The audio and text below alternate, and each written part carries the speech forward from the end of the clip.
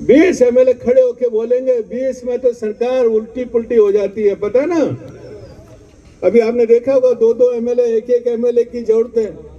20 MLA में तो सरकार हिल जाएगी। इसलिए हमारा उनसे बोलना कि हमारी जनसंख्या 15% है, हम तो 10% ही मांग रहे हैं, इसलिए 20 एमएलए अलग से घुमंतु समाज के होने चाहिए।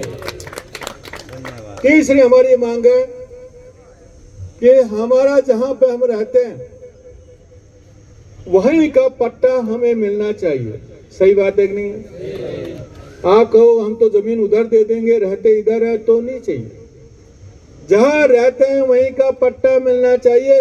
यदि वो पशु पालक है तो बाड़े के लिए भी जगह मिलने चाहिए।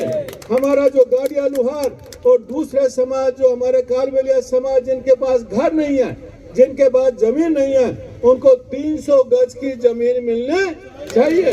जिसके पास घर नहीं है उसको सरकार घर बना के देना चाहिए, और ये पॉसिबल है। सरकार की पहली दौर की वार्ता में हमने उनको सुझाव दिया। सरकार बोली कैसे करेंगे। मैं सबसे सिंपल सुझाव, विधानसभा में एक विधेयक पारित कीजिए कि घुमंतु समाज, चाहे वो चारागाह भूमि में बैठा है, चाहे वो वन भूमि में बैठा है, कहीं पे भी बैठा है, उसको वहीं पे ही नियमन होना चाहिए, वहीं पे उसको घर मिलना। हम ये कलेक्टर के, एसडीएम के, तहसीलदार के चक्कर लगाने वाले नहीं। कब हमारे समाज का विकास होगा? अरे सबसे पहली आवश्यकता घर है। घर ही नहीं है तो कहां पे पढ़ाई कराएंगे? छाती नहीं है तो पढ़ाई कहां से कराएंगे? सब लोग हमें उपदेश देते हैं पढ़ाई करो, पढ़ाई करो। अरे भाई घर तो दे दो, घर तो दे दो। घर देने के बाद ही तो पढ़ाई करेंगे। बच्चों को रखेंगे कहां पे? लेकिन सरकार बालराय आंदोलन के बाद हमारे किशन जी ने सताया, तब उसको पता चला कि ये ताकतवर जातियां हैं। जब हमने ताकत दिखाई बालराय आंदोलन में, आपने देखा तब तक तो ऐसे ही कमजोर समझ के बैठी थी कि इनको कुछ भी करो कुछ भी होगा नहीं।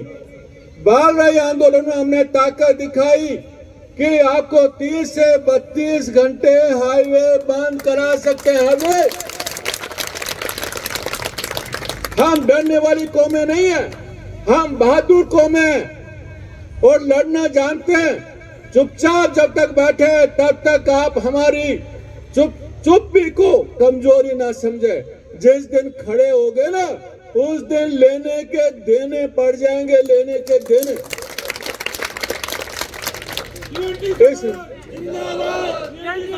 जिंदाबाद, जिंदाबाद।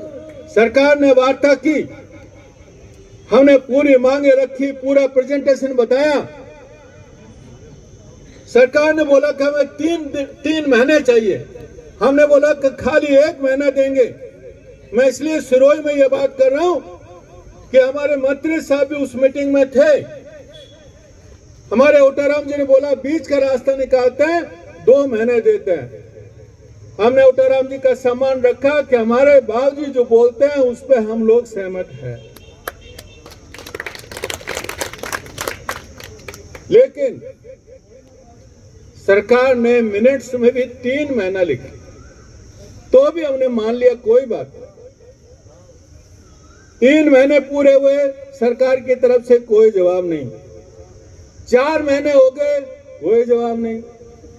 5 महीने हो गए, कोई जवाब नहीं। सरकार ने ये सोचा इनका आंदोलन तो हमने तुड़वा ही दिया। बालराय में इतने सारे लोग इकट्ठे हुए थे ना, तो उन्होंने सोचा इनका आंदोलन अपन ने तुड़वा दिया और दोबारा ये डीएनटी और राय का समाज आने वाला नहीं।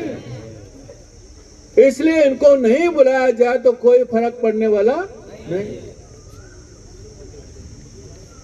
इसलिए ये हमने आंदोलन चलाया। इतना करने के बावजूद भी सरकार ने हम पे दमन किया। हमारे पाली में 6 आदमियों को गिरफ्तार किया। उसमें 6 में से 4 रायका थे, 1 गाड़िया लुहार था, 1 हमारे कालबेलिया नाथ समाज का आदमी था। 6 आदमियों को 18 दिन जेल में रखा, 18 दिन। और पुलिस एसपी जाके बोलता है इनको जमानत नहीं देनी है, लेकिन हमने वादा किया था उनको, अपने भाइयों के लिए हम लड़ेंगे, वकील हम करेंगे, फीस हम देंगे। हाई कोर्ट से छुड़वा के लाए, हाई कोर्ट से छुड़वा के लाए। बहुत लोग बहका रहे थे 1 साल जेल में रहेंगे, 2 साल जेल में रहेंगे, ऐसे डराने वाले भी बहुत हैं। और अपने समाज में, मतलब इन्हीं समाजों में, वो कालबेलिया और उनमें बेचारे गाड़ियां लुहार सब में वही कह रहे थे अभी आपका बेटा आएगा ही, छुड़वा के लेके। और उनको हीरो का हमने वेलकम किया, जैसे हीरो का स्वागत होता है, गांव गांव ले जाकर हमने इन्हें 6 भाइयों का स्वागत किया। क्योंकि ये 6 भाई पहली बार डीएनटी समाज के लिए जेल में गए, डीएनटी समाज के लिए। इसलिए हमारे लिए वो चंद्रशेखर आजाद, भगत सिंह उनसे कम नहीं है। हमारे लिए वो 6 भाई हमेशा उनको जिंदगी भर याद रखेंगे। पोखराज यहाँ पे आया, जोगी समाज ने उनके लीडरशिप में बहुत बड़ा उन्होंने सम्मेलन रखा भरतरी धाम में।